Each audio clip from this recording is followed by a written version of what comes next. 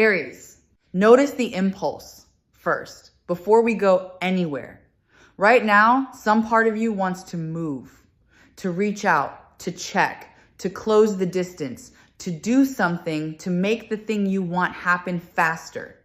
Feel that impulse rise, and then, just for the length of this reading, set it gently down. Because everything I'm about to walk you through rests on one quiet instruction that your whole body is resisting. Stay where you are. Don't move. Not out of stubbornness, not out of some cold little game, but because a shift has already begun that only completes if you hold still long enough to let it. The moving has been done.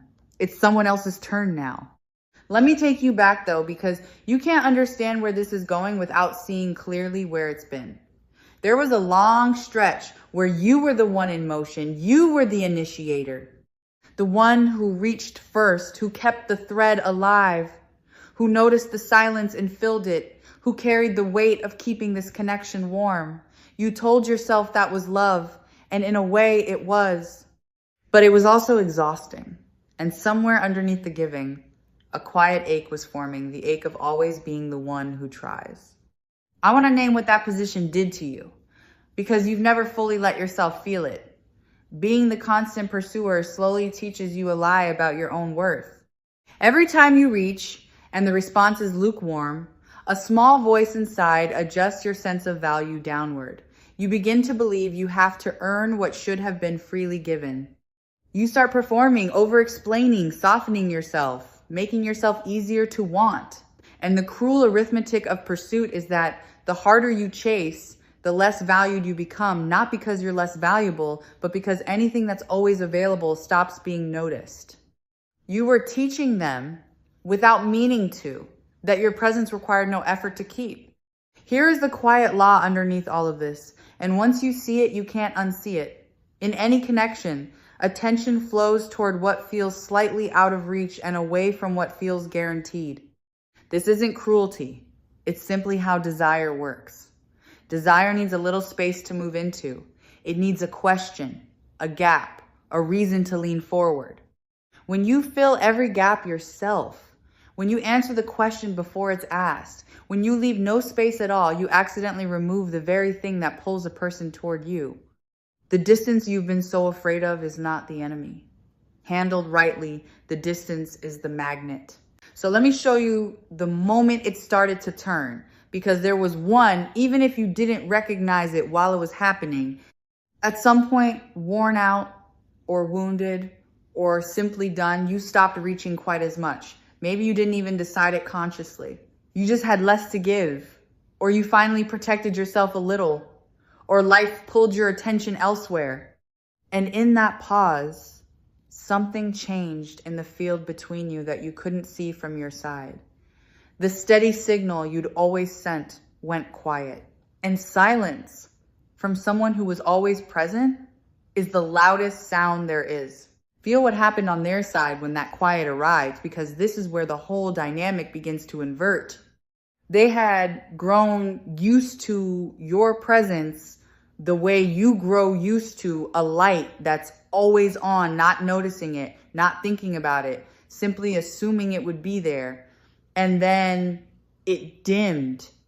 And the strange thing about a light you took for granted is that you never feel its warmth until the room goes cold.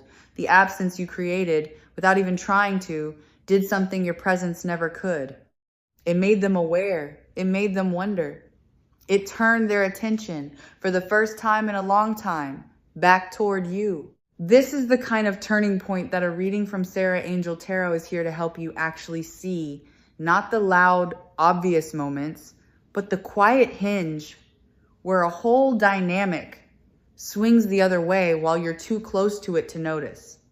Because you've been so focused on what you might have done wrong that you've missed the thing that quietly started going right the moment you stopped overgiving. Let me explain why your stillness raised your worth. Because this isn't manipulation, and I don't want you to mistake it for a trick. Value and scarcity are woven together in the human mind in ways none of us fully control. What's abundant, we discount. What requires something of us, we prize.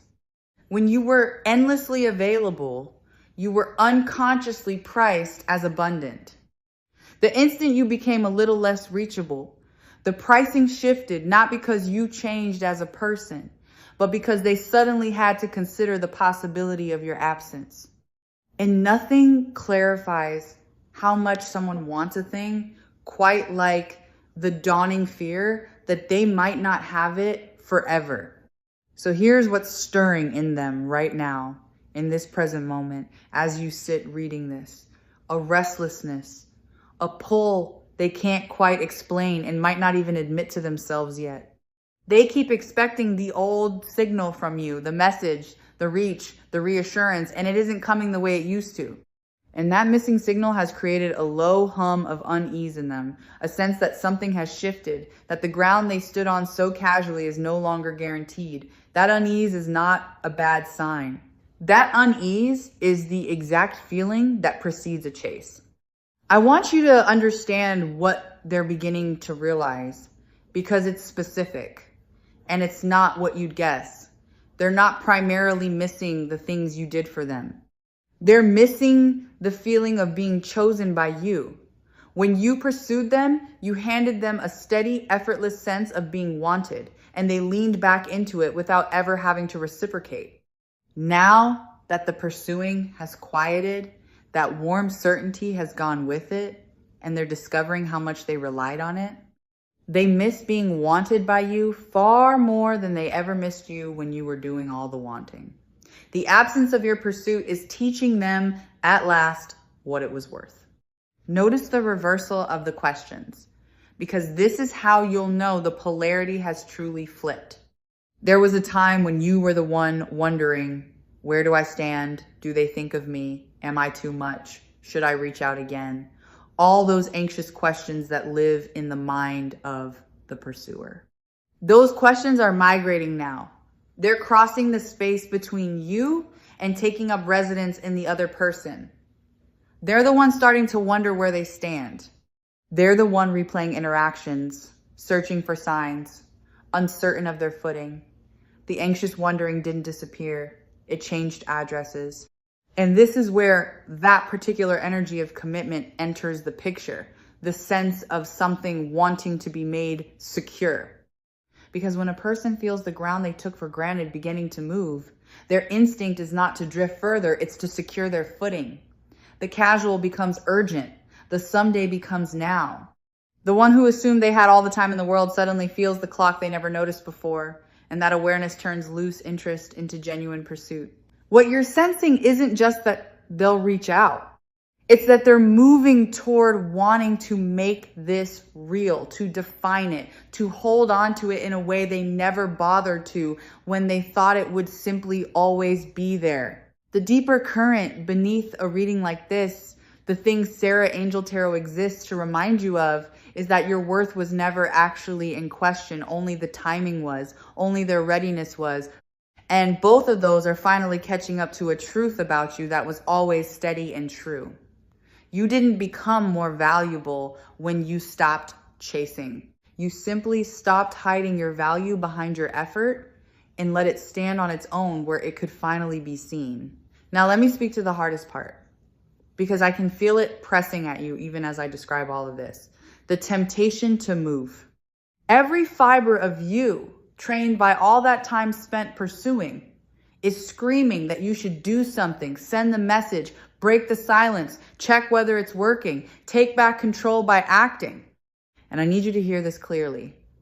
Reaching now would undo everything. It would answer the question they've just started asking themselves. It would refill the space that's finally pulling them forward.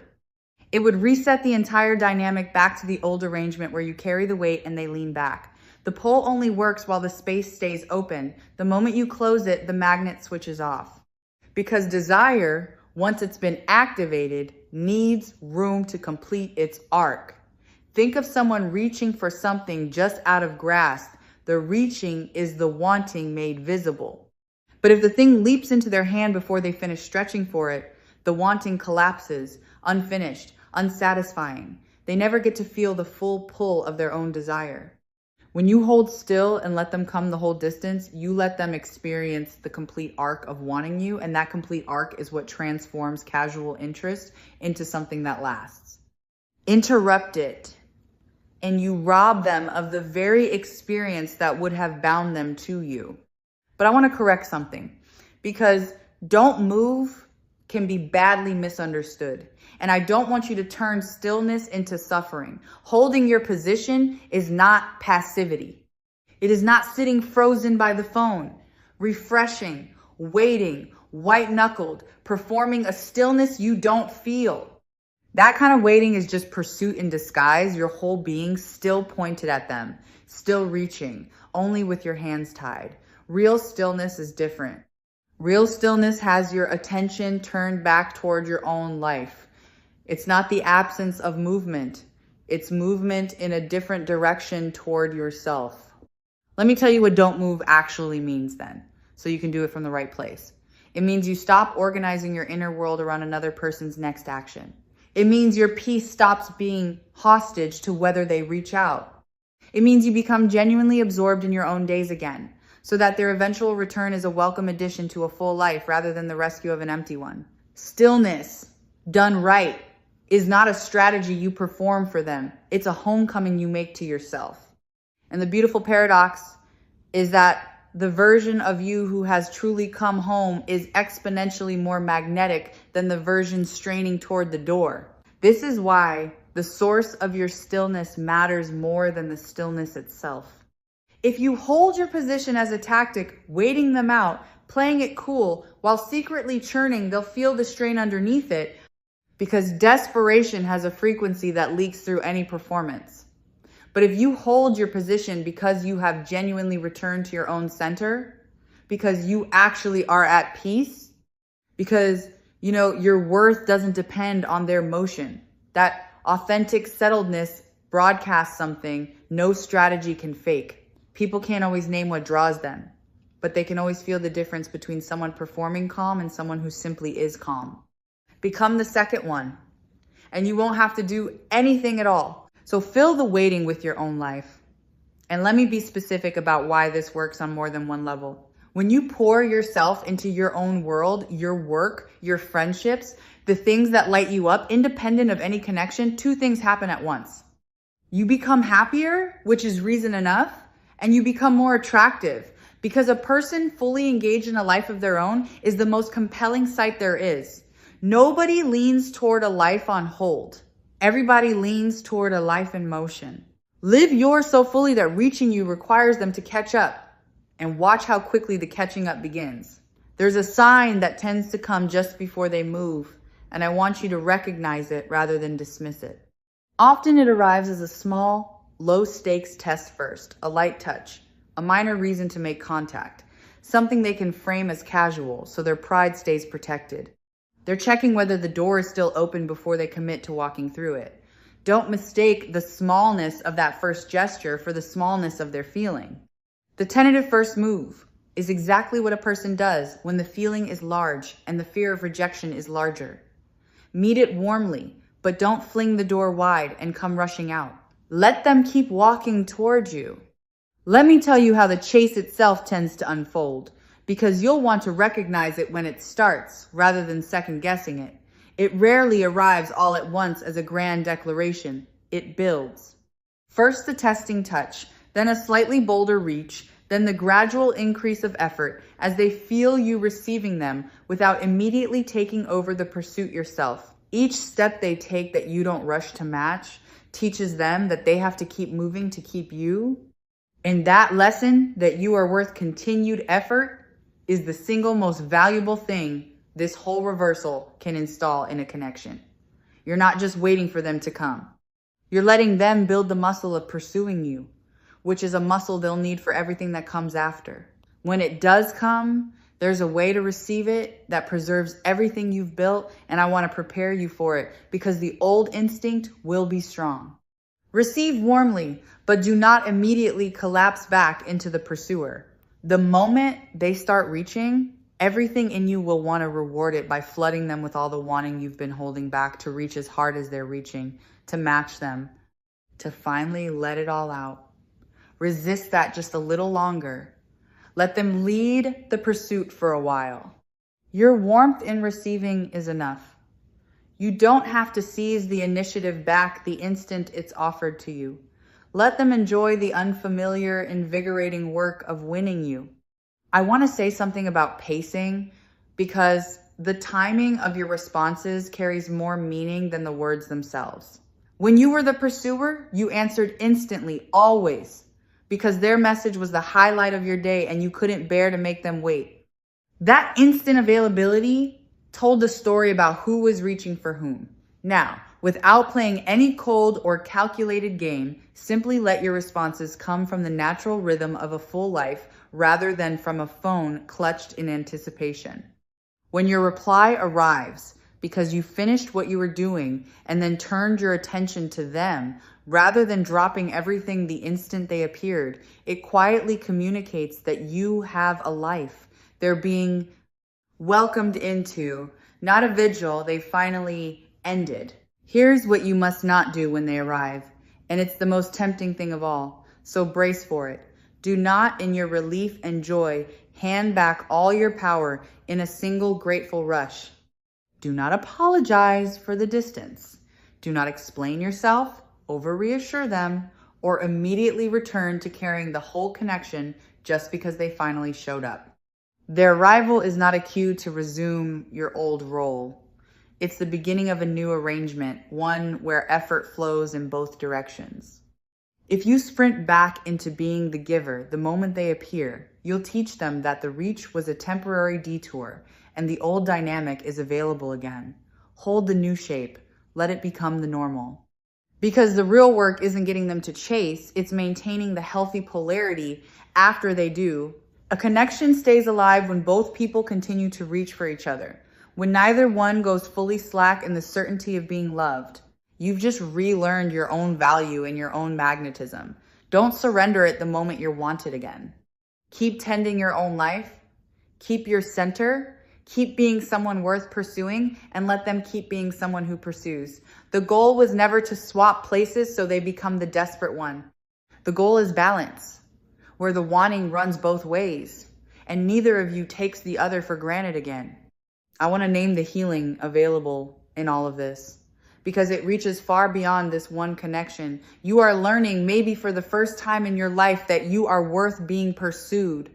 So many people carry a deep, unspoken assumption that love is something they must chase, earn, and work exhaustingly to keep, that if they ever stop trying, they'd be left alone. This reversal breaks that assumption at the root. When you hold still and watch someone move towards you, you receive proof in your own experience that you don't have to chase to be loved. That your presence alone is enough to pull someone across a distance. That lesson, once learned in the body, changes every relationship you'll ever have afterward. Let me widen this out to the pattern it breaks, because I feel this has been the shape of things for you far longer than this one connection. You have so often been the one who loves more, tries harder, holds tighter, the one whose effort props up the bond while the other person relaxes into being adored. And you've quietly wondered whether that's simply your fate, whether you're built to be the pursuer, whether being loved as much as you love is something that happens to other people. This is where that story ends. Not because you finally chased skillfully enough, but because you finally stopped and discovered that when you stop, the right kind of love comes toward you on its own. I need you to hear something true about your worth, because you've spent so long trying to prove it that you've forgotten it was never actually in doubt. When someone doesn't pursue you, it is almost never a verdict on your value. It's a reflection of their own readiness, their own fears, their own tendency to take for granted whatever feels secure.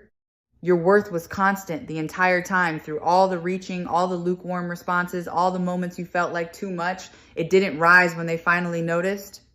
It was always there, at full strength, simply waiting for the conditions that would let it be seen. And stillness created those conditions. Stillness didn't make you valuable. It made your value visible. Consider what it is about a settled, rooted person that pulls others toward them so powerfully, because understanding it will help you stay in that place. A person anchored in themselves offers something rare, a sense of stability, of not neediness, of being complete on their own. That completeness is magnetic, precisely because it's uncommon. Most people are subtly reaching, subtly needing, subtly asking to be filled. The one who isn't, the one who seems whole and at ease and in no particular hurry, becomes the thing everyone leans toward. Your stillness is attractive, not because it withholds, but because it signals a fullness that others instinctively want to be near. Trust the timing even through the hardest stretch, because there will be a gap between now and their move, and that gap is where most people break. The waiting will test you. There will be a moment where it feels like it isn't working, where the silence stretches and the old panic rises and every instinct screams that you should just reach out and end the uncertainty. That moment is precisely the test. It's the point where holding still is hardest and matters most. Because what's happening in that silence, invisible to you, is the slow build of their wanting, and wanting needs time to ripen. If you break the silence right at the peak of their building desire, you cut the fruit before it's ripe. Hold through the hard stretch. It's the last and most important part. There's a quiet dignity in not chasing that I want you to feel and claim, because it's a strength you've been undervaluing. To want someone and not pursue them, to hold your desire with grace rather than flinging it at their feet, requires a self-respect that most people never develop. It says, I want you, and I will not abandon myself to have you. It says, my longing does not override my worth. That combination of desire and dignity is one of the most attractive things a human being can embody, and you're being asked to embody it now. Not the absence of feeling, the presence of feeling held with self-respect. That's the whole art of this. And notice what their eventual pursuit will reveal, because it will tell you something you couldn't learn any other way. When someone chases you, moves toward you, makes the effort, closes the distance of their own will, you finally get to see their genuine feeling unclouded by your own pursuit.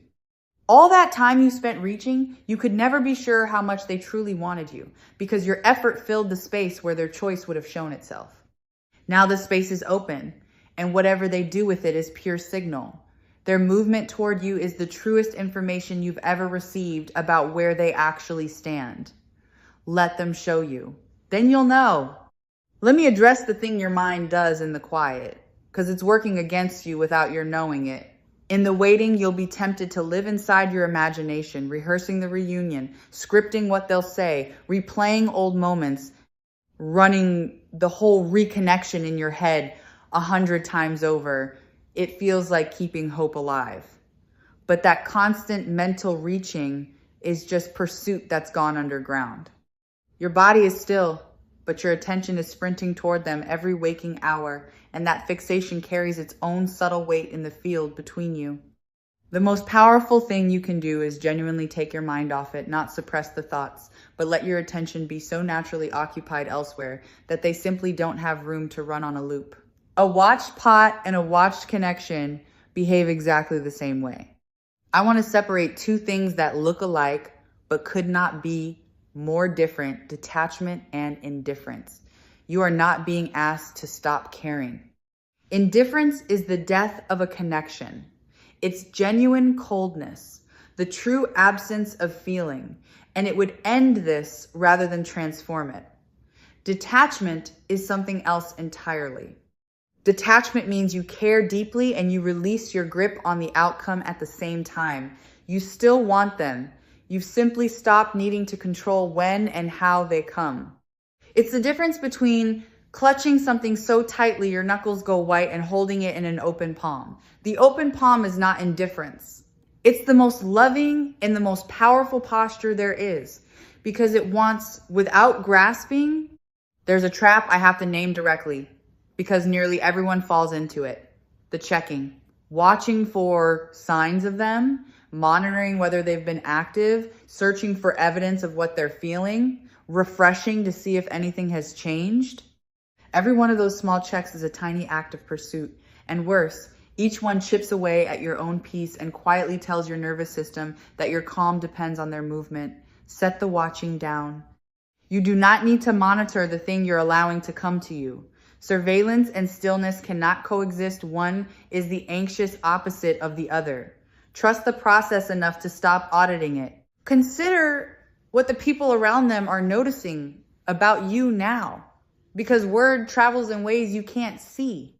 When you were the pursuer, the story that circulated about you was subtly one of availability, of someone always there, always reaching.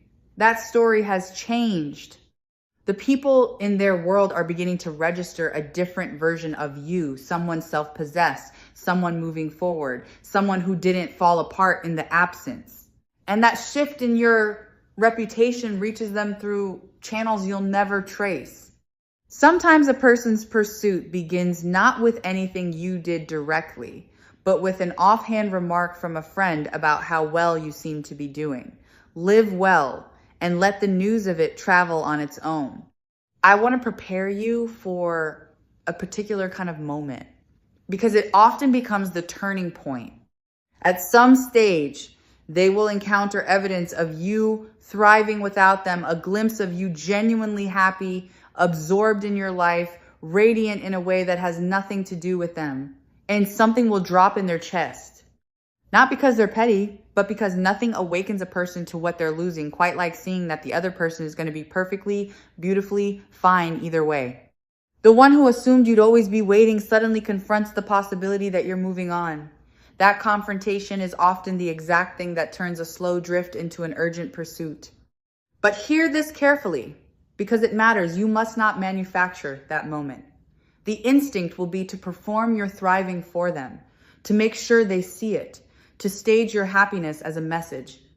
Don't. The power of it lies entirely in its authenticity. The second it becomes a performance aimed at them, it curdles into another form of pursuit, and they'll feel the difference. Real, unstaged joy that happens to reach them is magnetic. Manufactured joy designed to be witnessed is transparent and a little sad. Just live. Let your genuine flourishing do its work without your interference. You don't need to point at it. Light doesn't have to announce itself. Let me offer you an image that captures the whole principle, because it's older than any of us. Nature does not tolerate a vacuum. When a space opens, everything around it moves to fill it. The absence you created by stepping back is not empty. It's a vacuum. And it exerts a real pull on the person who used to occupy that space with you. This is why you don't have to do anything active. The pull is structural. It's built into how connection works. The moment you stopped rushing to fill every gap yourself, you created a space that their own energy is now moving to fill. Your stillness isn't doing nothing. It's holding open the vacuum that draws them back. There's a deeper danger I want to steer you clear of, and it's the only real one in this whole situation: self-abandonment. The true risk was never that they wouldn't come. The true risk is that in the wanting, you lose yourself, that you contort, diminish, and abandon your own needs so completely in pursuit of someone else that you disappear. That's the thing to guard against, more than any silence from them. As long as you stay rooted in yourself, you cannot truly lose in this, because you'll have kept the one thing that actually matters. Come home to yourself and stay there, and whatever happens with them, you'll have won the more important victory. Let me give you a quiet reassurance about the connection itself, because part of you fears that holding still means letting it slip away. Understand this. If this connection is genuinely meant for you, your stillness will not lose it. It will reveal it. What comes toward you when you stop chasing is the true measure of what was always there. And if in the space you've opened, they don't move at all, then the stillness has spared you from endlessly chasing something that was never going to turn and face you. Either way, you win clarity. Stillness doesn't gamble with something real. It protects you from pouring more of yourself into something that isn't. Feel the shift in season that this represents, because it's larger than one connection. You have been, for so long, in a season of pouring out, giving, initiating, sustaining, carrying. That season is ending. What's beginning is a season of being poured into, of receiving, of letting yourself be the one who is tended rather than always the one who tends. This is not a reward you have to earn by suffering first. It's simply your turn. The cycle has come round. Let yourself receive without guilt, without the compulsion to immediately repay it by resuming the giving. Receiving graciously is its own skill, and this is where you learn it. Think about where all that reclaimed energy goes now, because this is one of the quiet gifts. For a long time, an enormous amount of your life force was routed toward pursuing the mental space, the emotional labor, the constant low-grade effort of keeping a connection alive largely by yourself. That energy is coming back to you now. Feel how much you have available when you stop spending it all on the chase. Pour it into yourself, your growth, your dreams, the parts of your life that have been waiting patiently in the background while you were busy reaching. The stillness doesn't just change the dynamic with them. It hands you back a fortune of energy you'd forgotten you were spending. Notice the identity that's forming in you through all of this. Because you're not just changing a behavior, you're becoming someone new. You are shifting from the one who pursues to the one who is sovereign, who stands in their own worth, who lets love come to them because they know they don't have to beg for it. That's not a tactic you're using. It's a self you're growing into. And once you've truly become this person, you never have to strategize about being still again, because stillness will simply be your nature. The pursuer was a role you played out of an old fear. The sovereign is who you actually are, finally allowed to stand up.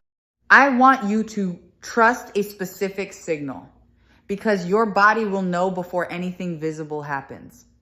There's often a shift in the air just before someone moves towards you, a strange sudden ease around a subject that has been tense, a lightening, a day where thinking of them doesn't ache the way it did. People misread that calm as having finally let go.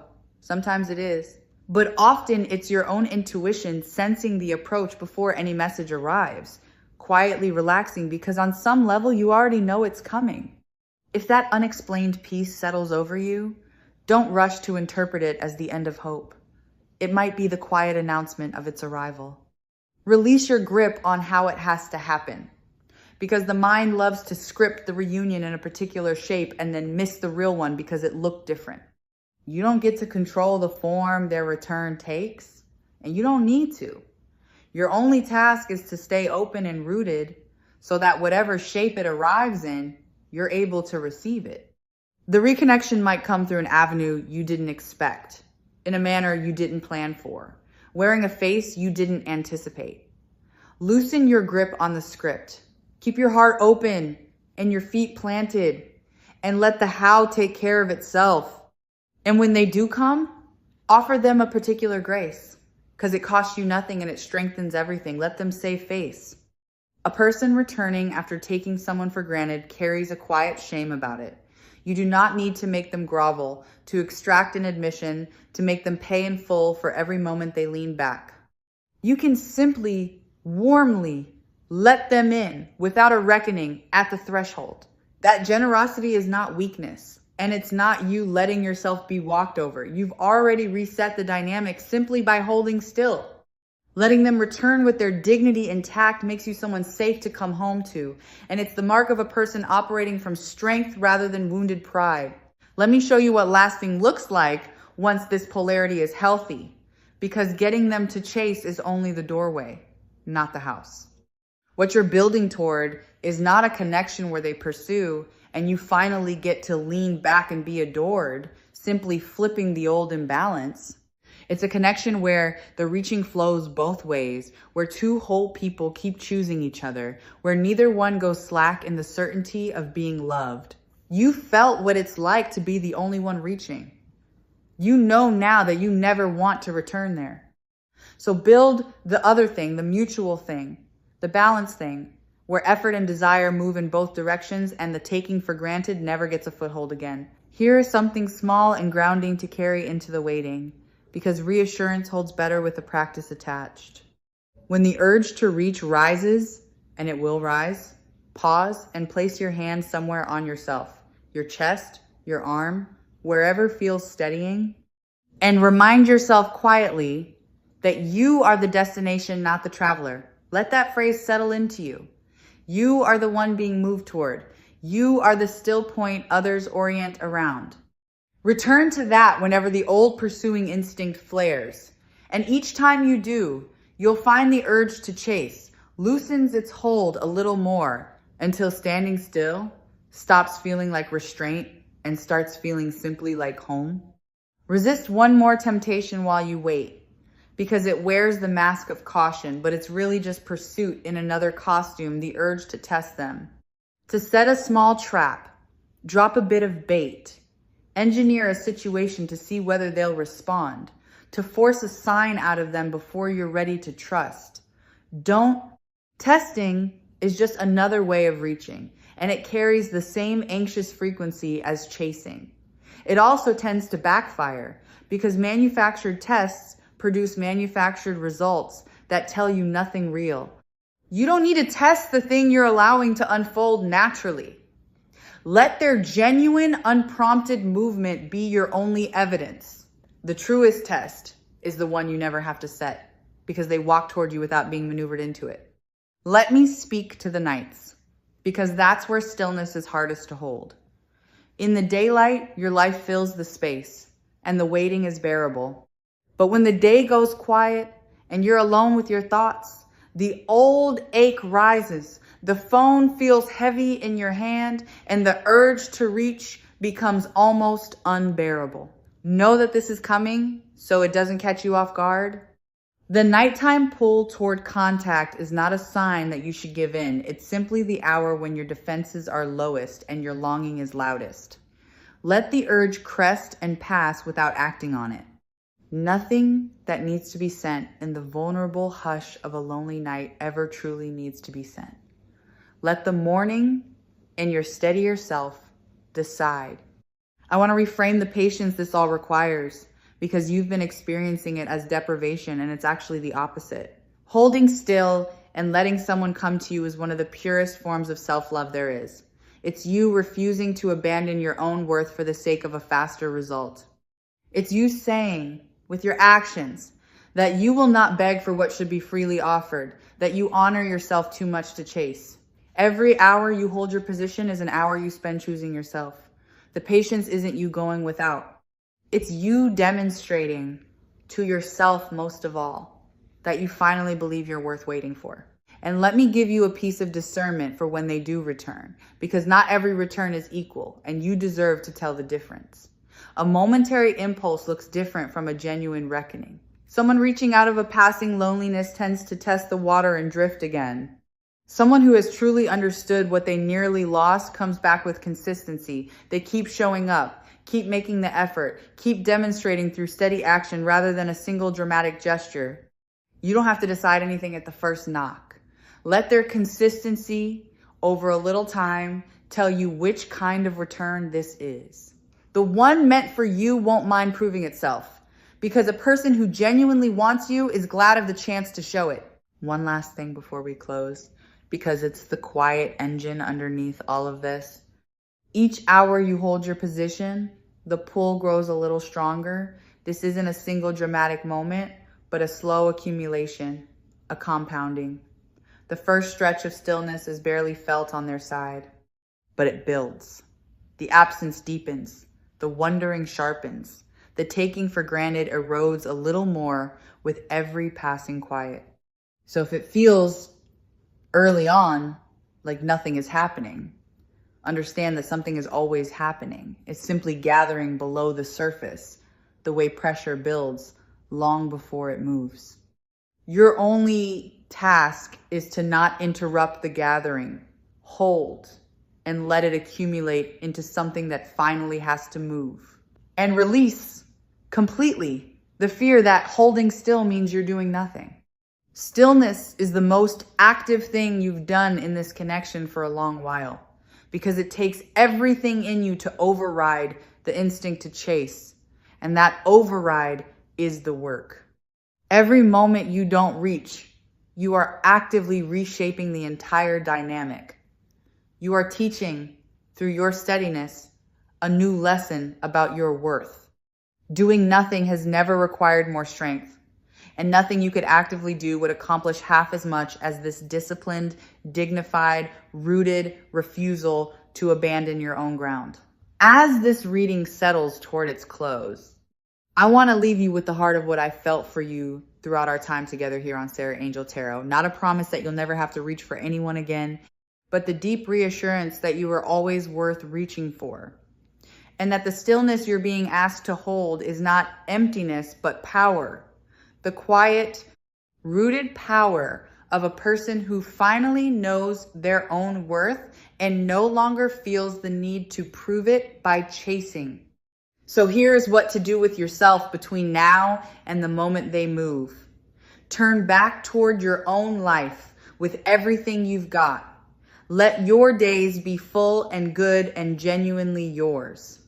Keep the door open, but stop standing in the doorway. Stop watching the horizon for their approach and simply live so completely and so well that when they do come, and I feel that they come, they arrive to find you radiant and occupied and whole, exactly the person they should have been chasing all along.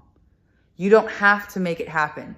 You only have to stop making it not happen by reaching too soon. Hold still. Let the space between you do its quiet work. Let them feel the absence of the pursuit they took for granted and discover in that absence how much they want it back. You have spent so much of your life in motion toward other people. This is the season where you get to stand still and be moved toward, to be the destination rather than the traveler, the one who is sought rather than the one who seeks. It suits you. It was always meant to be your position. Take it and don't move. They're already on their way.